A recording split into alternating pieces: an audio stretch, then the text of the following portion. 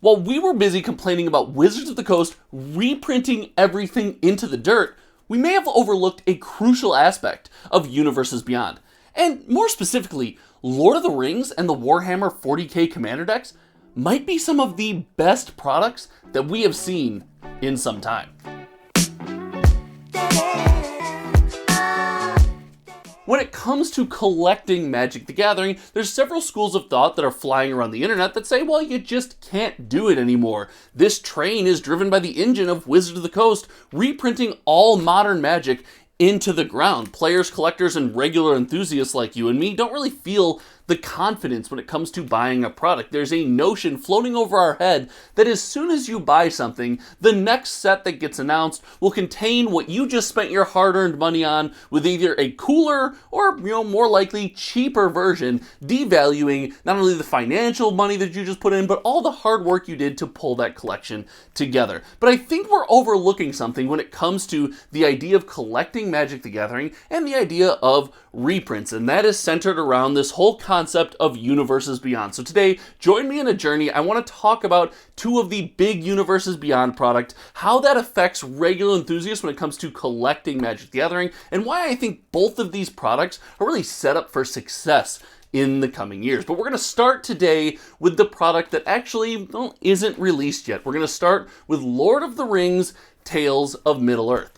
When it comes to Lord of the Rings, we're dealing with something extremely unique in the sense that we are looking at a set that is technically modern viable. Now, at the moment, we haven't seen many cards that look like they'll make much of an impact in modern, but the entire set hasn't been spoiled yet, so that, that's kind of the jury's still out on that one. But what we've also seen is the fact that the theme of this set really is all in. It feels very lean in to the Lord of the Rings IP, and this is going to do a couple things for people interested in the set. What this is going to do is going to put a lot of eyes that wouldn't be on Magic the Gathering otherwise on Magic the Gathering. If you've been around the channel for a while, you know that I truly believe this set is going to make people turn and look at our game and possibly either give it a try for the first time or get back into Magic the Gathering. In fact, if you've been around the channel for a while, I'd appreciate it if you haven't yet, click that subscribe button. We'd love to have you around some more often. But what this is going to do is this is going to create an atmosphere around this set of nostalgia. Now, we've seen this at play in the past. With Dominaria Remastered and more recently Brothers War and Phyrexia All Will Be One seems to pull at the heartstrings of players for planes and sets and times in Magic the Gathering that they felt very positively about the game and community, and the product sells just as well. Well, what this does when the product sells well is people play it and they build this emotional connection to the product, and as they build that connection, they start to fall in love with the cards. And most of the time, this doesn't do anything for collectability. But Universes Beyond completely turns that on its head. Theoretically, if Wizards of the Coast is paying a fee to print these cards with the Lord of the Rings IP, then it could be some time before we ever see them printed this way again. Now, that doesn't just mean with different art. That will also mean different names. We might have functionally unique cards that remain unique for some time in this set, and that will depend on the license, which we don't really know anything about. But what that could do is that could offer a certain level of reprint protection. We also see that in these serialized cards. When you serialize a Soul Ringer, the most popular card in Magic the Gathering, you are saying, here is a unique numbered version of a card that most people in our community either want to play, have had some experience playing, or agree would look very cool in a binder. And now that you've built that momentum, you might have people actually leaning in to try to get these cards and add them to their binder and show them off. And furthermore, if you have people entering Magic the Gathering from the outside that are true Lord of the Rings fans, you have these scenic cards, you have these different versions.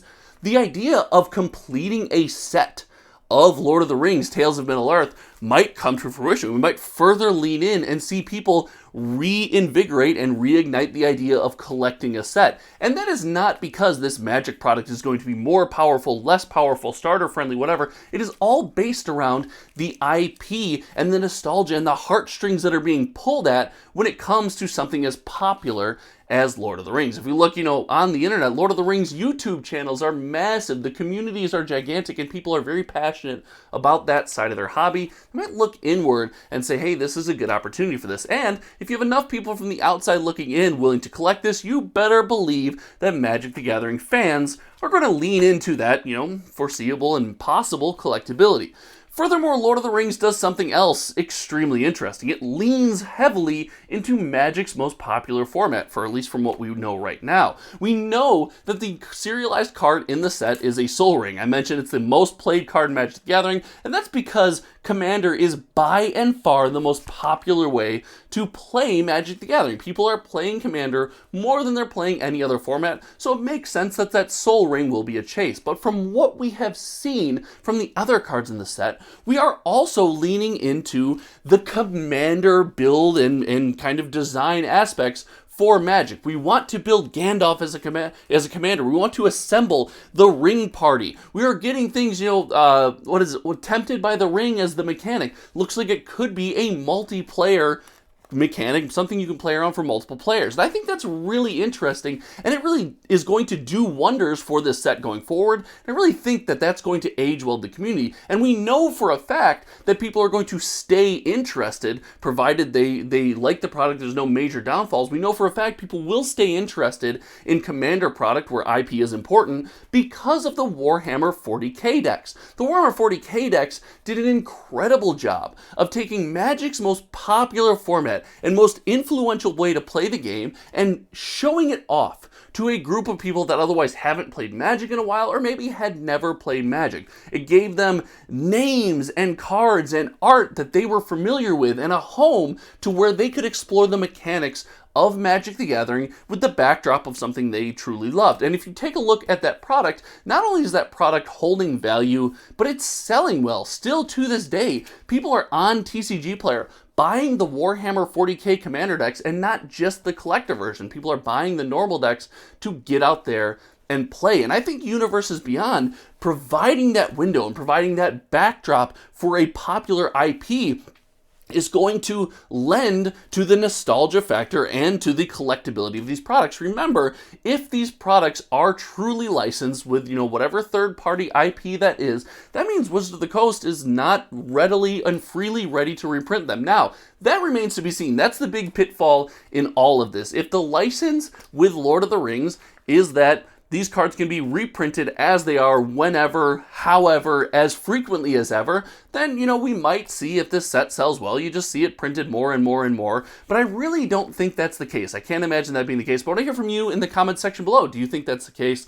I really do think that these products and the idea of Universes Beyond is going to add a new wrinkle into Magic the Gathering collectability. And if you like that, later this week, we're going to talk about serialized cards.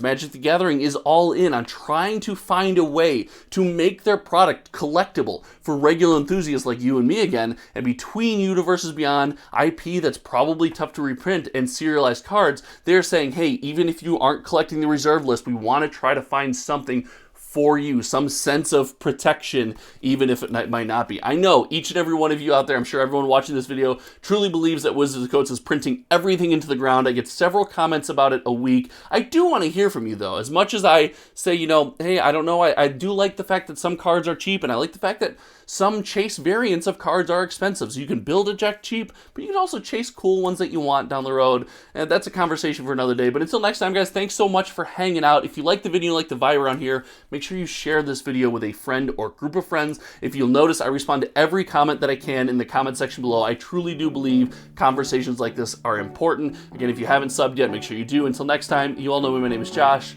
and we will see you around. Goodbye.